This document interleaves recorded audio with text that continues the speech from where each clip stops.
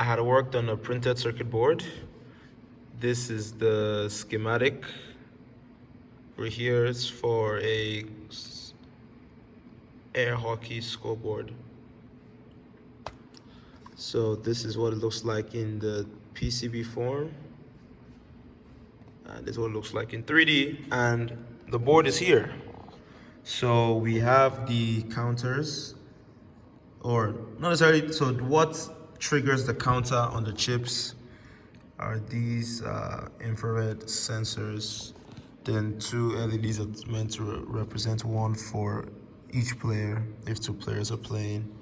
So currently the first LED counter works.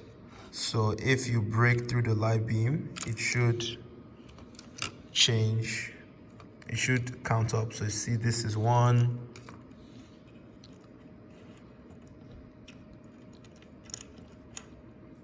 2, 3, and so on and so forth. So basically by breaking the light beam between them, there'll be a change. So that's 4, that's 5, that's 8, that's 9. So 1, so 1, 2, okay, let me do it slowly. So yeah, 2, 3, 4, 5, 6, 7, 8, 9, back to 0. So now I have to debug. So this is for my ELEE 4590 class. I'm a robotics and mechatronics systems engineering major. So ELE stands for electrical engineering. So it's one of the electrical engineering classes I'm taking as a techno elective, which is electronics manufacturing. So all of my LEDs, this part of the circuit isn't working. It's literally relatively the same logic on both sides of the board. So you have to debug why that isn't working. So it's been stuck on this with these lights, with these LEDs segments shining. Here, the reset button initially wasn't working, but when I debugged the board, oh look at that, Awolo Industries, Awolo is my last name, if you didn't know that. But when I was debugging the board, according to my trace, let's go here, 2. So according to the trace, this pin here is meant to be the one connected that supplies the power that's obtained from here. But when I was debugging, that wasn't the case.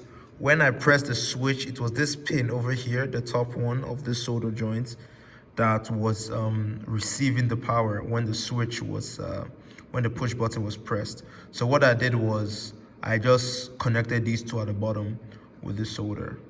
So yeah, I did some prototyping over there. So now the reset button actually works. So you can see this one. So when I press the reset button,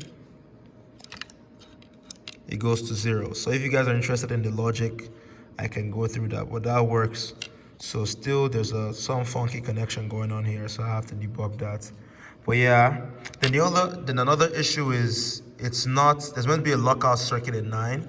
So until when it reaches 9, it should hold up at 9 for both players. Whichever score the other player had, it should hold up while the other player's number at 9, which institutes the lockout.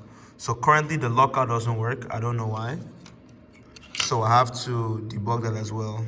But if you see this, because I'm moving it quickly, 2, 3, 4,